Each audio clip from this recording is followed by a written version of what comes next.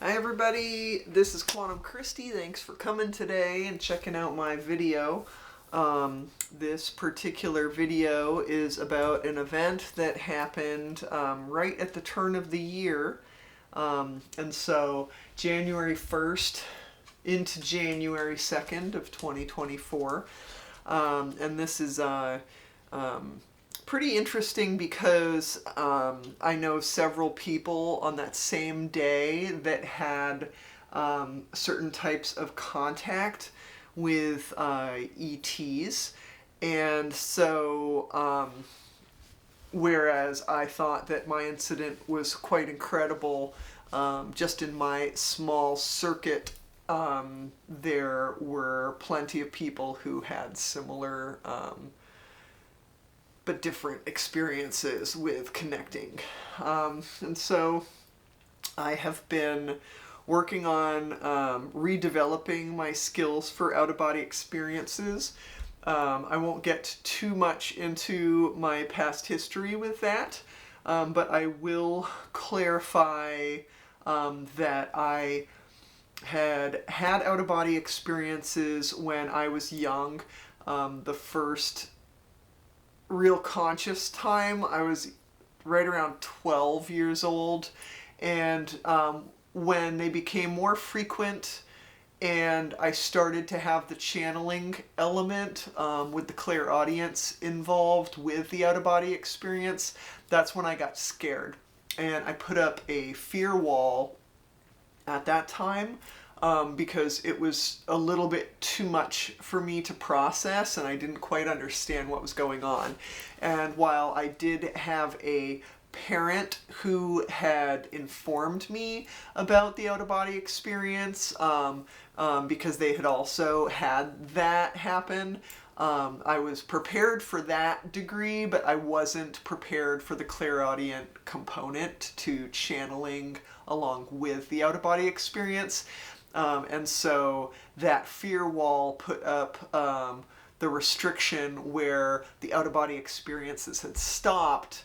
And then I would have them a lot more sporadically in my teenage years. And then instead of the out-of-body experience, which I had been having when I was younger, it seemed to transmute into sleep paralysis, like voracious nightmare sleep paralysis, usually with gray aliens in the room, or I would say shadow people or the man with the hat. And so throughout my 20s and into my 30s, I had a lot more of this sleep paralysis element, and I had a little window there in my 20s that was very regular with the sleep paralysis. Many stages of sleep paralysis.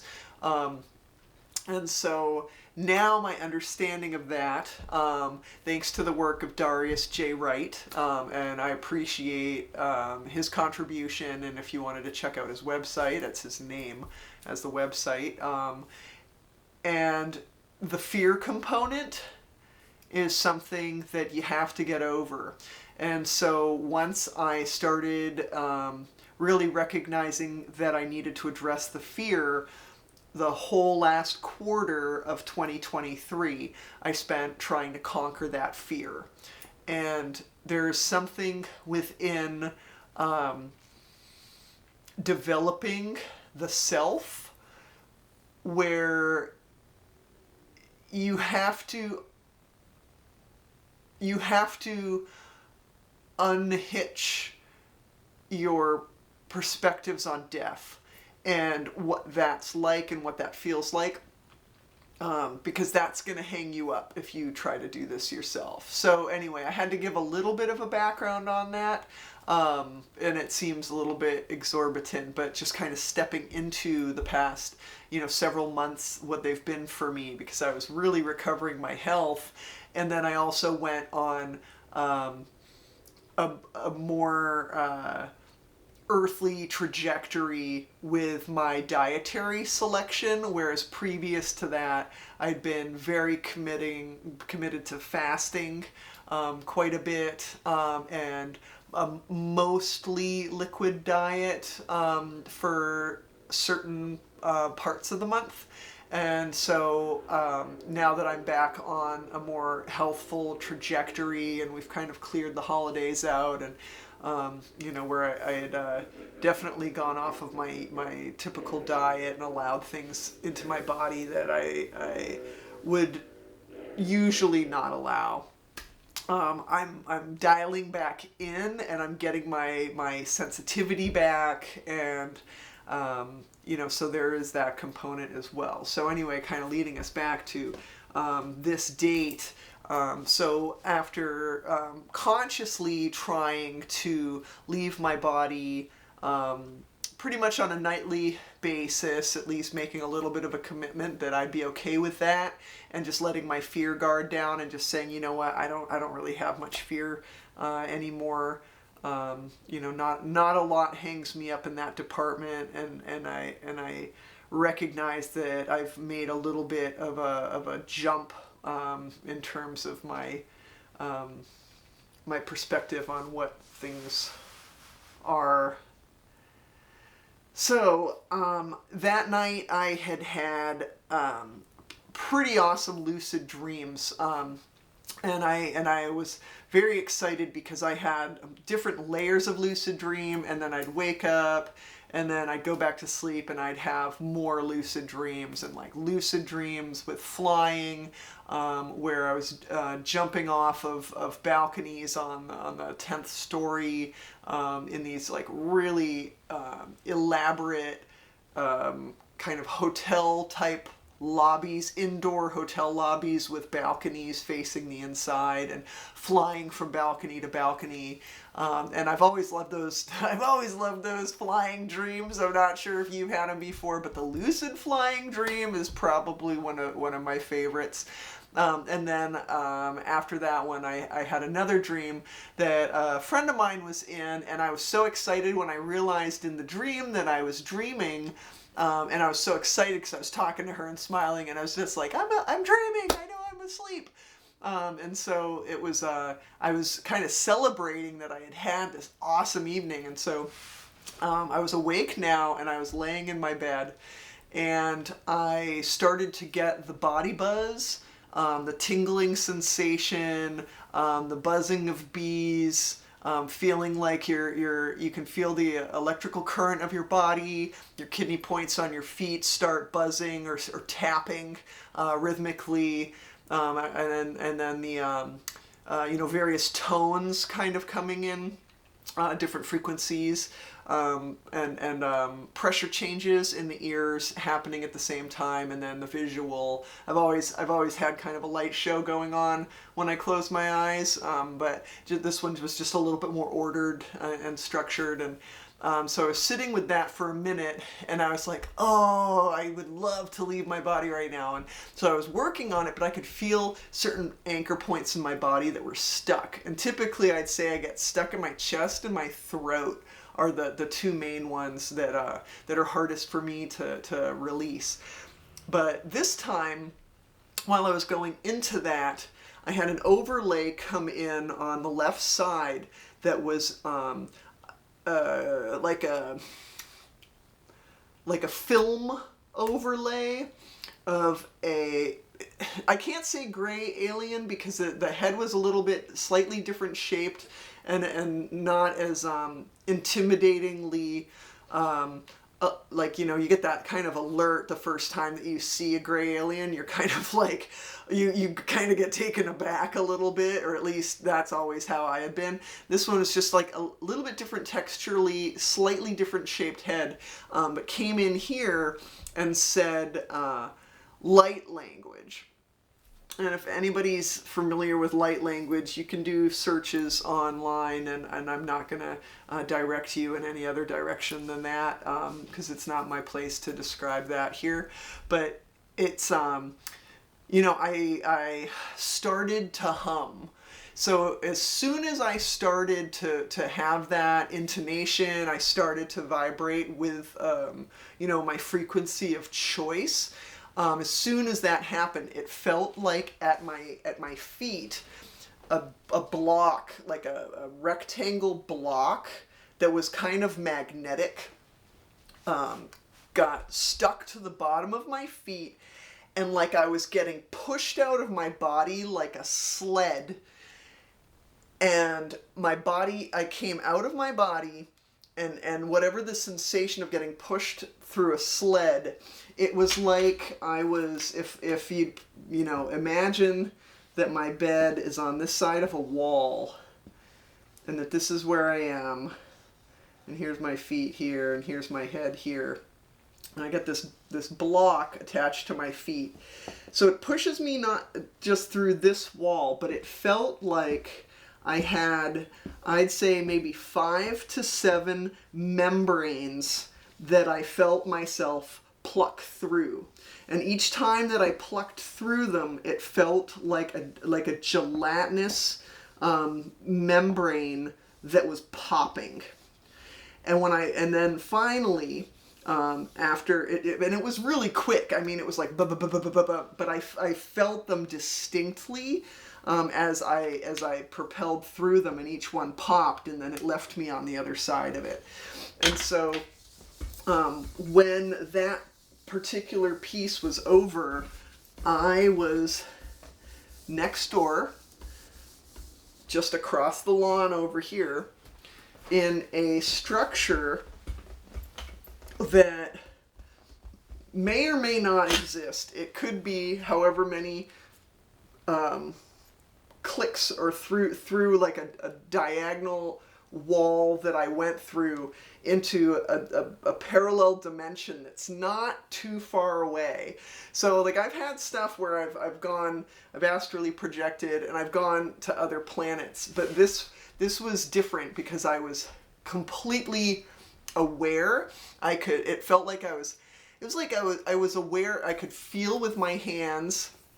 I had a lot more senses that were still active in this.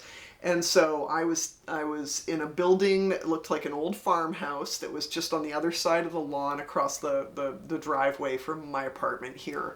And there was I would describe him as a guide that was there to hold a portal open. And I'm not going to say that he was humanoid. There was a masculine essence to it. It looked like he was wearing a mask of some sort that was designed deliberately to scare somebody. But in that moment, I felt fearless. And so when I looked at him, it was almost humorous because of how scary he was supposed to look. But it was as if somebody that you knew had thrown on one of these rubber Halloween masks and then was like, hey dude at the party, like, come with me over here, right? And you know it's your friend, but he's got this thing on. And it's kind of what I would equate that to. And so he was holding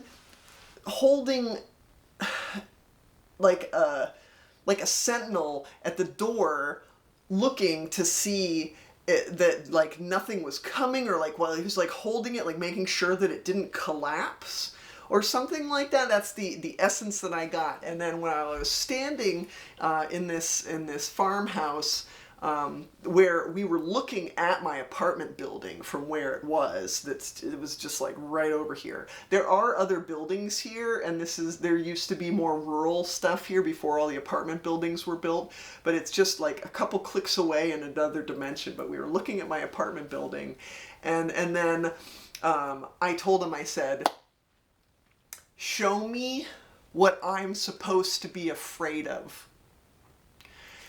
And when I said that, I heard the swishing of feet, and around the corner, I was like looking at the corner, and I saw the top of a head, and she came walking around and stood right in front of me. And she was about 4 feet tall. She was like the size of a toddler. She was the size of a toddler, wearing kind of like a tunic-ish like top with pants. Her hair was kind of shortish and flattened against her head.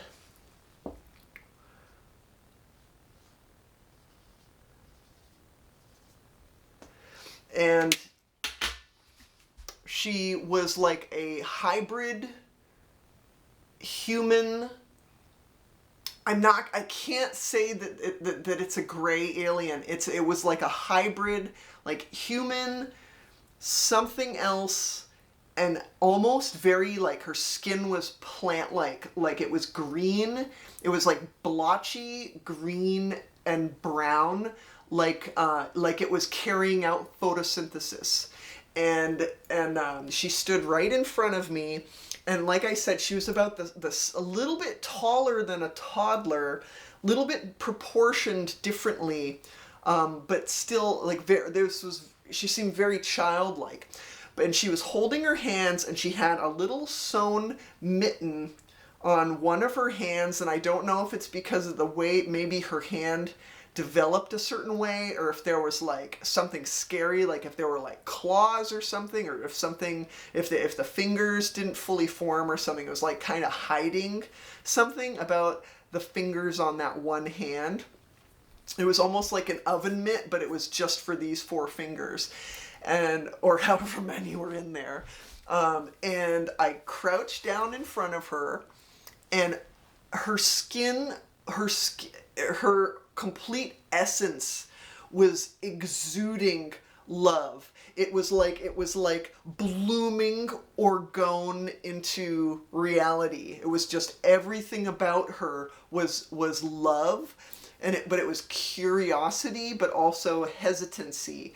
And it seemed like she's met humans before. But I crouched down in front of her, and I went to reach for her hand, and she reached her hand out too, and I got to hold her fingers, and then she made a motion kind of like a fist bump, like maybe she had met somebody before who had fist bumped her.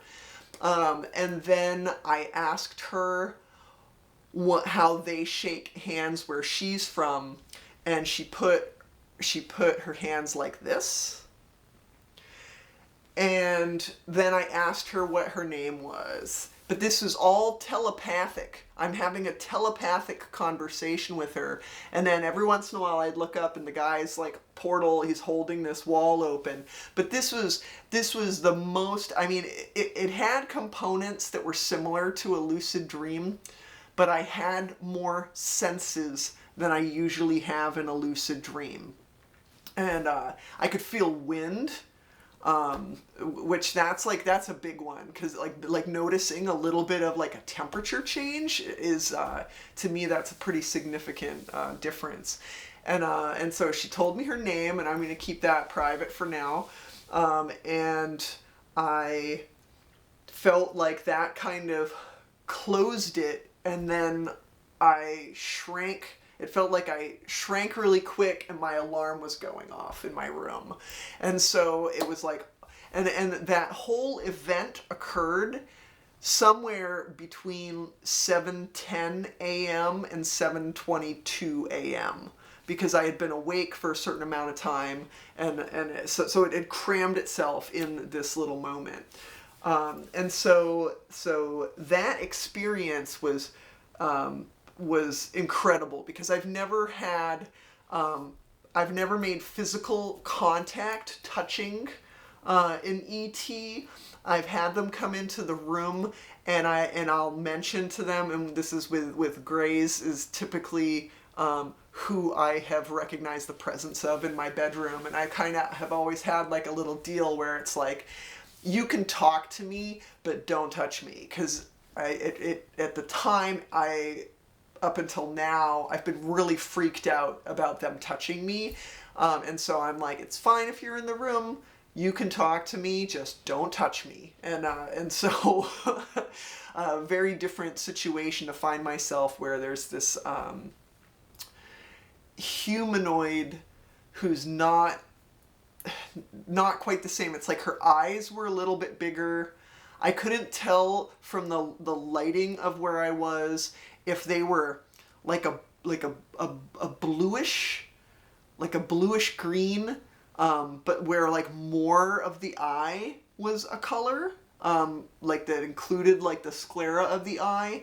But she was very, very much more like a human, but with the exception of her skin seeming like it has some kind of like photosynthesis, like a chlorophyll or like a spirulina. Like it had this kind of another property. Like there was like her skin was having another process to it that our regular human skin is just like a little bit less advanced than that.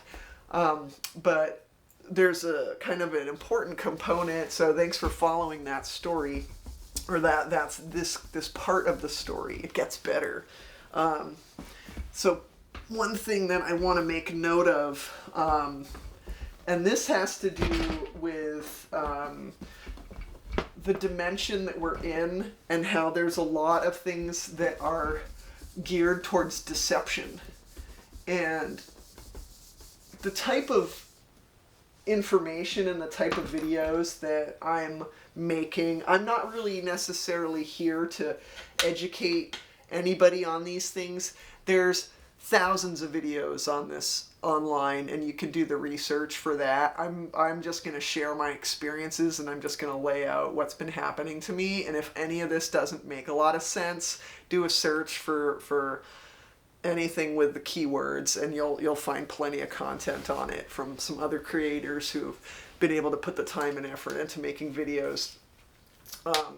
And so one thing is, when I was in that pre-out-of-body state, and I was getting that buzzing, and I was starting to kind of lift and rock, and like you're starting to get kind of that lightness, and you're starting to feel like your part of your leg levitate over your body, and you're starting to get these, that hint that you're coming out. The visuals that I had when the somebody told me it might be an Arcturian. I've never had a specific name or label put on any group that I've channeled, but I'm for all intents and purposes, it might have been an Arcturian. And so when she said light language, there were two symbols that were clearly broadcast as foci points. And you might have seen these before if you've been following any of these videos, this type of content.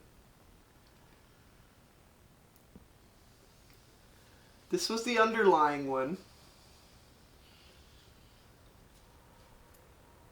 And sitting right on top of that, like overlaid on it, was this.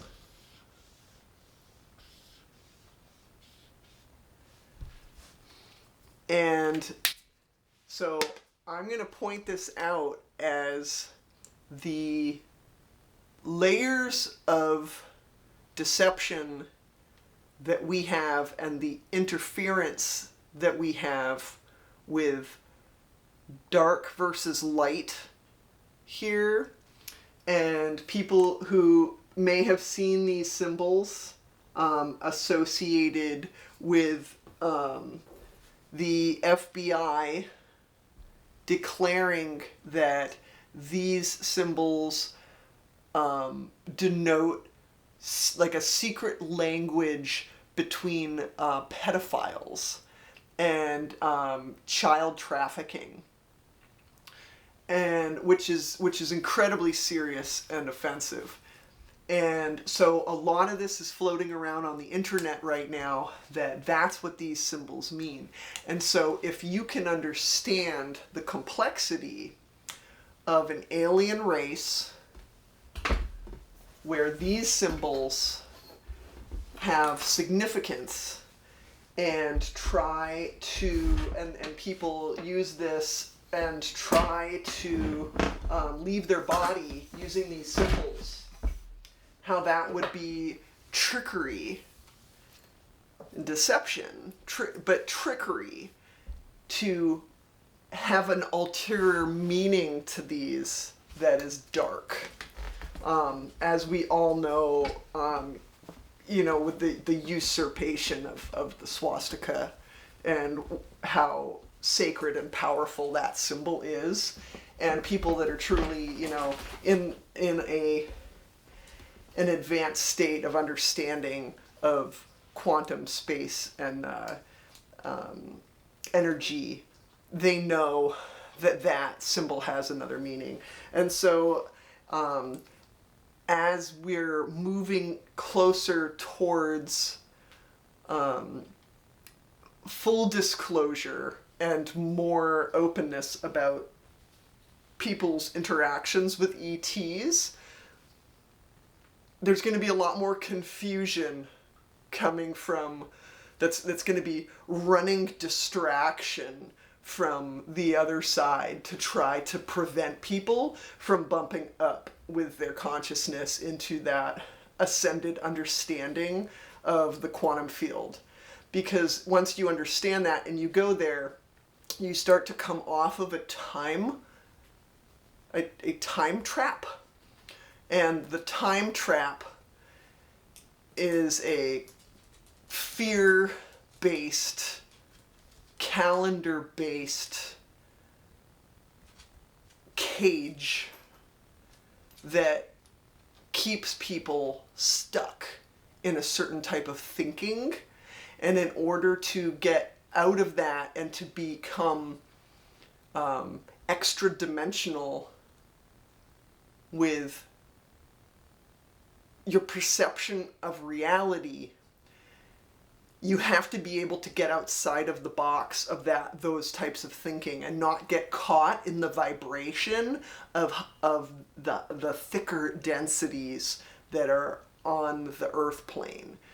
There's a happy medium, because you have to be able to have both in order to move your vessel through time and space. And if you're collapsing reality and recreating reality in a new reality, and you're steering your ship, you have to be taking some from the other side while you're people like to use the term avatar, your 3D self, your actual body bag that you're in order to move that, you have to be grabbing components that are outside of the realm of flat science. And if you stick with just science, it's going to take a really long time to get there. So you have to be more open to anything could be possible. And I know that that's really hard for people that need everything to be facts. But there's a level of faith in trusting that there's something just beyond what your body is. And it is a world that is equally as busy, and we're trying to get our consciousness and our group consciousness aligned to some focal point that's common, so that the densities of the electric and magnetic fields can create enough density to be able to collapse to create more matter. And I know that that's really hard for people to wrap their head around if they haven't dabbled in any of that before. But I feel like this direction with ET disclosure is going to be an important component to that. And so with that, I had my experience and I was so excited about it, I shared it with a couple of people the next morning.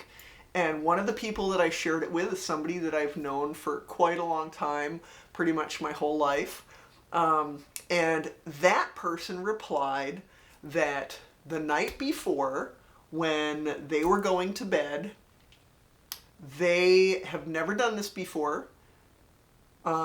While that person is familiar with ghosts and with other types of supernatural phenomena, channeling aliens has not been one of them. And so that evening, this person was contacted like with a visual telepath. Like the overlay, like I had described, where I had seen my alien up in the corner. This person saw 5 entities that were described as looking very dragon-like. And I will go get the information so I can read that to you.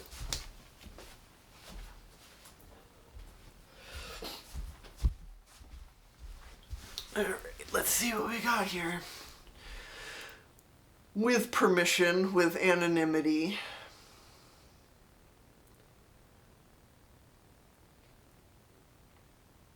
I had sent this person photos or drawings and renderings from online to see if they corresponded to any. Let me see what we have here. Okay, they said that these. So I sent her a picture of Orion, the leader of Orion, Makosa, which I don't follow this too much. This is kind of not in my wheelhouse, is going into the more Galactic Federation type stuff. There's other people who dabble in that. For me, I have to be a little bit more on a certain level, or else I become very ungrounded and it becomes difficult for me to maintain my and care for my earthly needs. And so I sent a picture of Makosa, and they said no, they had Medusa hair, but it wasn't snakes. She said that the Makosa photo or rendering looked too human or too dinosaur-y. That these things were green and yellow, had eyes like dragon-shaped almond eyes, and large canines like lion teeth, but many of them with drool coming down, and they looked more dragon-like and scary-looking, but I wasn't afraid. They were in pain and suffering, and they were making sounds like what would be their version of crying or frustration or despair, and they were in some sort of trouble. And there were 4 or 5 of them, and they all looked the same, but I felt they had different personalities. They felt like they were trapped somewhere and were asking me for help, but I was so shocked I kind of accidentally ended the transmission, if that's what you call it. I've never had anything like this happen to me with aliens. And so that is one person that in the same 12-hour window had an interaction. And then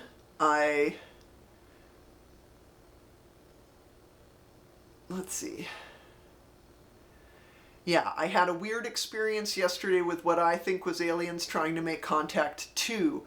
Haven't said anything to my husband because I still haven't been able to fully process it. So they looked like predators, like dragon people. And it happened right as I was about to fall asleep. They were green with long teeth like a lion's canines, and yellow serpent-like eyes. But the weird thing is I didn't feel afraid of them. They seemed like they were in trouble. So so that was those beings with that person, and then another friend of mine. I was sharing my story. We were catching up. I hadn't seen him in a while, and we had sat down. And after I told my story, he got up and he got his notebook, and opened it to a page with a drawing, and it was like a hallway. The drawing was a hallway with a kitchen table, but with a couple entities. So here it was. I just told him this story, and he opens he's like, "That's funny you say that," and he opens this notebook. Same night, his girlfriend had gotten up to use the restroom in the middle of the night, and when he wakes up in the middle of the night, he goes to finish sleeping out in the living room. And so when she went out to go to the bathroom, she looked down the hallway and she saw two, the shape of something that was similar to a gray alien, but where you could see through it and kind of more like a shadow. And they were very interested in her boyfriend, who was sleeping in the living room. And she saw lights coming out of them and going around him and then coming back in, like they were inspecting him.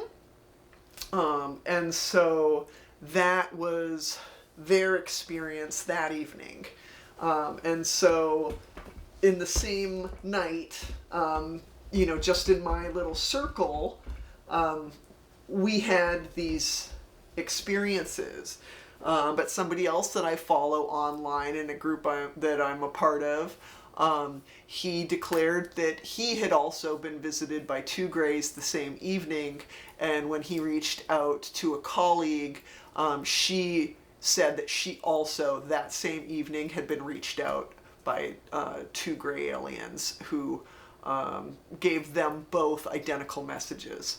But it's not my place to retell the whole story for that. So that's just in my little sphere. So I can imagine that globally, there's probably a whole heck of a lot more people that had experiences that same evening, which may or may not have been related to an X-class solar flare, the largest one since 2017.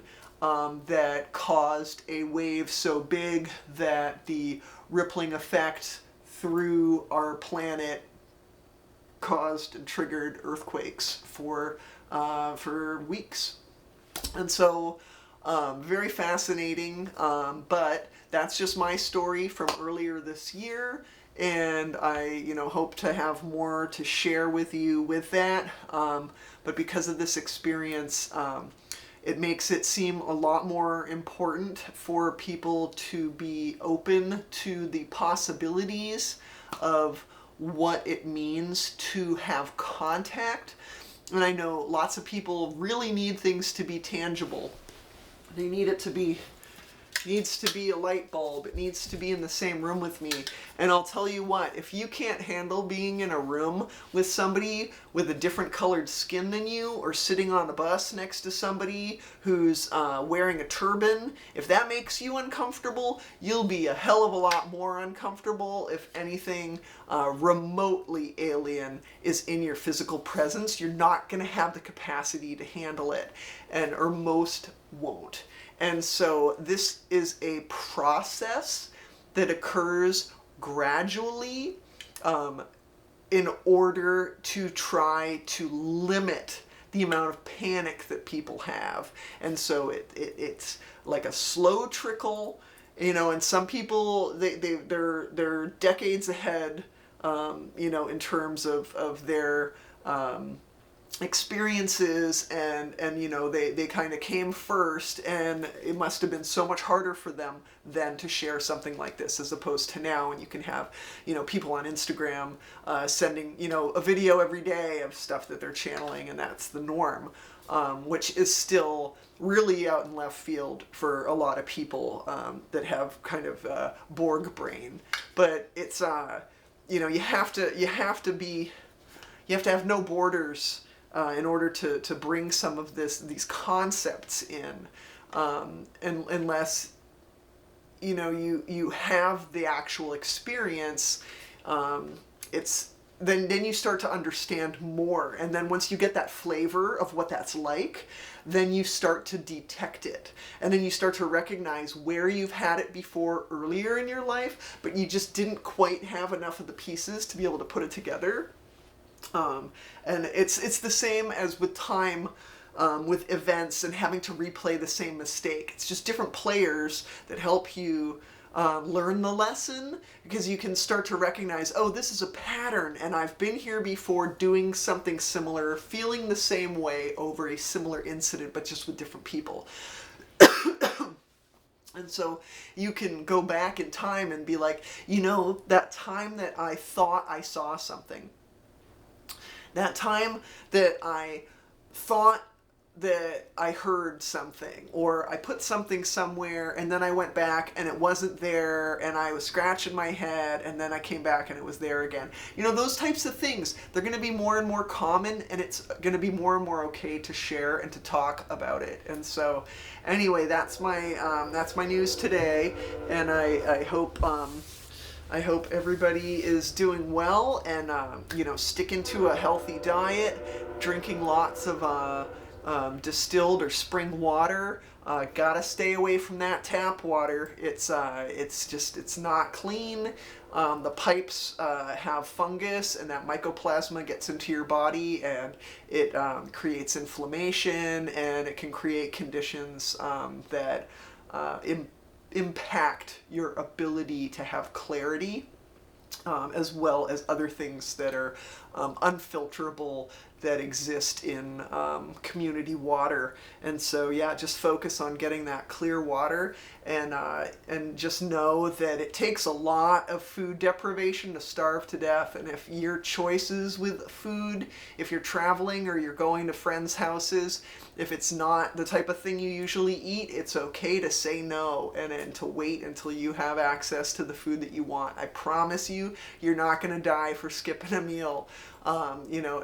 Or you're traveling, plan ahead, make yourself driving food for when you have to do something, so that way you're not at the mercy of picking up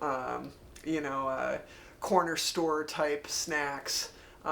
It's really important for you to keep your body as high vibrational as possible, and sometimes the best option is to not put something in your body versus just deciding that you need to do it anyway.